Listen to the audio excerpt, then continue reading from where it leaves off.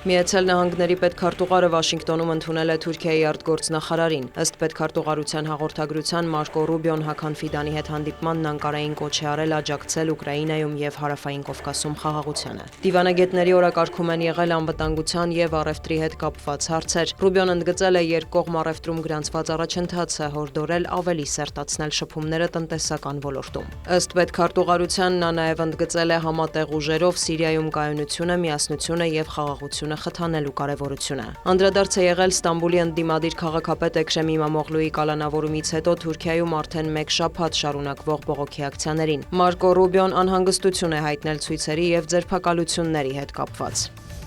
Թուրքիան բարդ շրջանում է, հարկավոր է լինել համբերատար, ողջախոհ եւ սառնասիրտ, հայտարարել է Ռեջեփ Էրդողանը մեկնաբանելով երկրում անցնող հակակառավարական ցույցերը։ Մենք չենք տրվել ուսադրանքներին, չենք գնա ճանապարհով, որը կարող է ավարտվել աղետով։ Նրանք փորձում են թաքնվել երիտասարդության մեջքի հետևում քողարկելու սեփական սխալները, նշել է Թուրքիայի նախագահը։ Նա մեղադրել է ընդդիմությանը փողոցներում ահաբեկչությամբ զբաղվելու, ժողովրդին խաբելու եւ քաղաքականությունը անազնիվ նպատակներով օգտագործելու համար։ Ստամբուլի քաղաքապետ Էքրեմ Իմամօղլուի կալանավորումից հետո Թուրքիայի մի շարք քաղաքներում զանգվածային ցույցեր են, դրանք ուղեկցվում են բախումներով։ Հարյուրավոր քաղաքացիներ են բերման ենթարկվել, նրանց թիվը պաշտոնական տվյալով հասնում է 1500-ի։ Հիշեցնենք, որ Իմամօղլուն մեղադրվում է կոռուպցիայի, փողերի լվացման եւ ահաբեկչության հետ կապ ունենալու համար։ Ընդդիմության համոզմամբ Էքրեմ Իմամօղլուի դեմ հարուցված գործը քաղաքական դրդապատճառներ ունի, քանի որ նա համարվում է առաջիկա ընտրություններում Ռեջեփ Էրդողանի հիմնական մրցակիցը։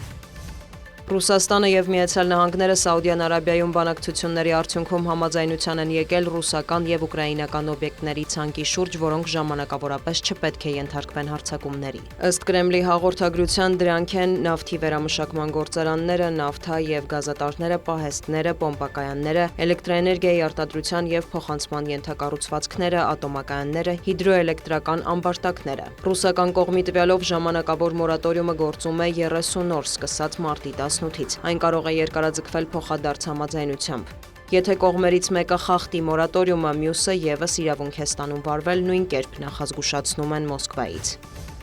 Էներգետիկ օբյեկտների վրա հարձակումների մորատորիումը լավ քայլ է առաջ, հարկավոր է շարունակել այս ուղղությամբ ջանքերը, հայտարարել է Կրեմլի խոսնակը։ Միևնույն ժամանակ Դմիտրի Պեսկովը կարծիք է հայտնել, թե Կիևն ունակ չէ բանակցել։ Զուգահեռ Ռուսաստանի ՊՆ-ն հայտնել է, որ չնայած ձեռք բերված պայմանավորվածություններին, ուկրաինական ուժերը գիշերը հարվածել են ռուսական էներգետիկ օբյեկտներին։ Ուկրաինական կողմն էլ հայտարարել է, չնայած Մոսկվայի պնդումներին, որ ռուսական ուժերը մարտի 18-ից չեն թիրախավորում Ուկրաինայի էներգետիկ ենթակառուցվածքները, ուկրաինական կողմը վերջին օրերին առնվազն 8 հարձակում է արձանագրել։ Կիևը մեղադրում է Ռուսաստանին պատերազմը ձգձգելու համար եւ կասկած հայտնում, որ Մոսկվան ապագայում հավատարիմ կմնա խաղաղության հնարավոր համաձայնագրին։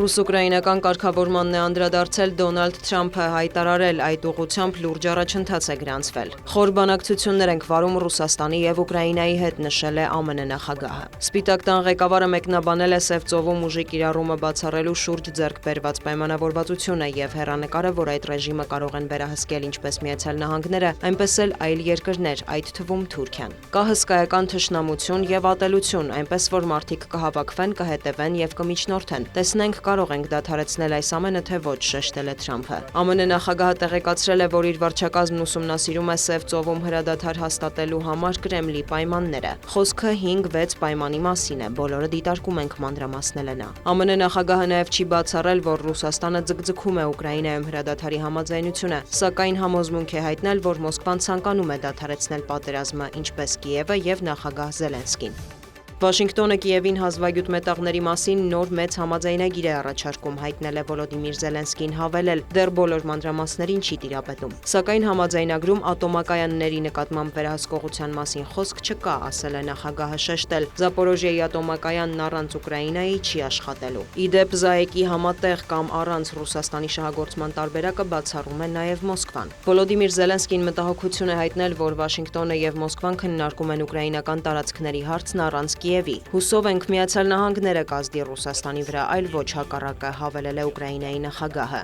Նա ընդունել է, որ ուկրաինական տարածքների թեման եղել եւ մնում է ռուս-ուկրաինական կարգավորման գործընթացի ամենաբարդ խնդիրներից մեկը։ Դիանա Գասպարյան, լուրեր։